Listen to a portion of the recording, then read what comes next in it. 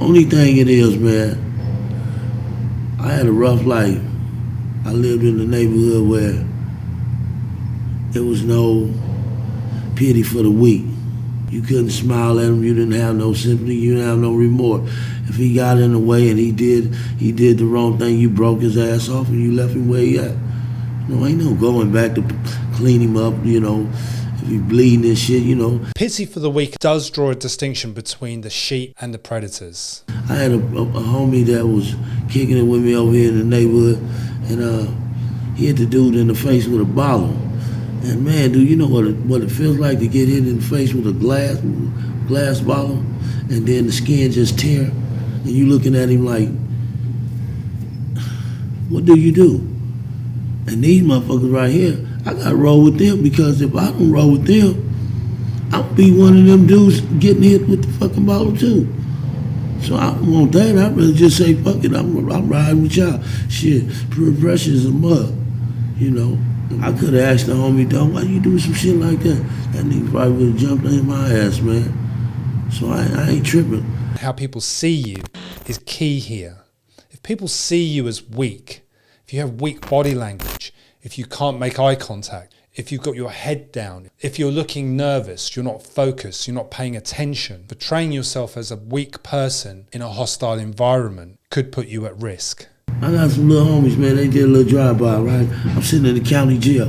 I'm in for a robbery right now. And he come in for a drive-by. I say, dog, what happened? He said, man, we went on one, dog. We went and did our thing. I say, nigga, I heard you was drunk, nigga, and police chased y'all and y'all ran the car up a pole or something. Nigga, what happened? He say, dog, we bust on these niggas, and the police was coming around the corner as we was busting. And that's how they got up on us and stuff. And so I tried to punch it and shit, and I tried to punch it all the way back to the hood and stuff, and I wrecked. Man, so did you shoot the dude? You know where he shot the dude at? He shot the dude in the damn leg. It's so significant that he drew a distinction between shooting in the leg and shooting above the waist height. Do you get recognition for that? Do you pat a nigga on the back for that? They was like, damn, dog, where did you shoot him at? I shot him in the leg. What kind of gun you had? 380. You had a small gun, small bullets,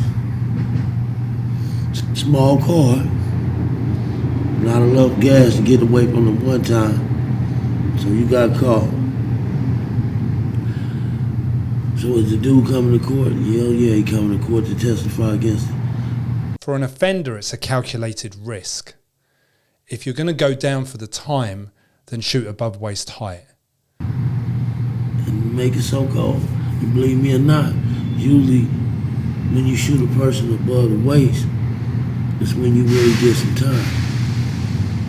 They gave my little homie life for shooting that motherfucker in the leg.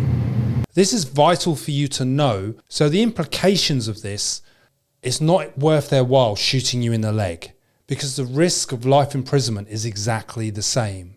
So there's no differentiation between a fatal shot and a wounding shot. I got my motherfucking ass out of that motherfucking car, walked up and knocked that nigga down.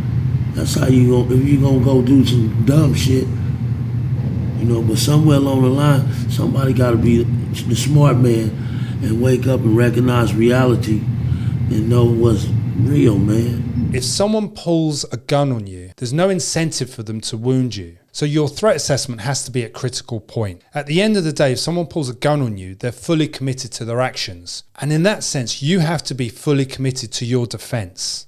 You have to think and plan carefully what you're going to do next, because there is no reason why that person shouldn't shoot you, because they're looking at life in prison anyway. It's death or prison for them. I got another homie, let me tell you, that thought they was going to do a drive-by, and they went in this apartment building and threw a bunch of bombs in these apartments and blew up kids. And instead of them getting a death penalty, they took the life with no possibility of parole. So the neighborhood I come from, it always been a tough neighborhood to live in. And it's just not the neighborhood itself, it's the peoples. I done been placed in positions where, man, go get the gun, dog, we finna go do something. And if I don't wanna roll with that. Nigga, what you mean you don't wanna roll with that, nigga? Nigga, you rolling, nigga.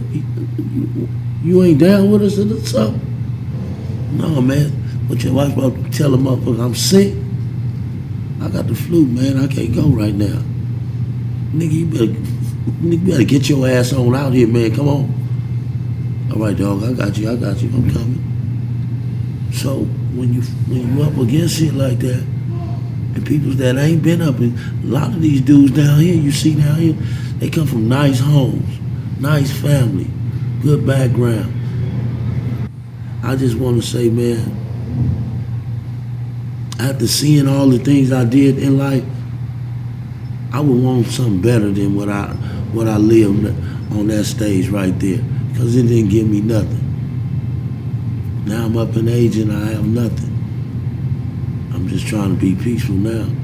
Unfortunately, most bad guys feel that they have nothing to lose. And that's what makes them dangerous. Compliance may always be an option. Comply and hope it goes well. But very often, if someone has bad intention, compliance will make no difference at all. So you always have to look for the opportunity to act. So remember, ICE. You have to intercept. Look out for bad guys that are targeting you. Be there before they are. Intercept that situation. And if you miss that stage, you have to control the situation for as long enough for you to escape and evade. And that always has to be the best way to deal with someone who has bad intentions against you. Thanks for watching.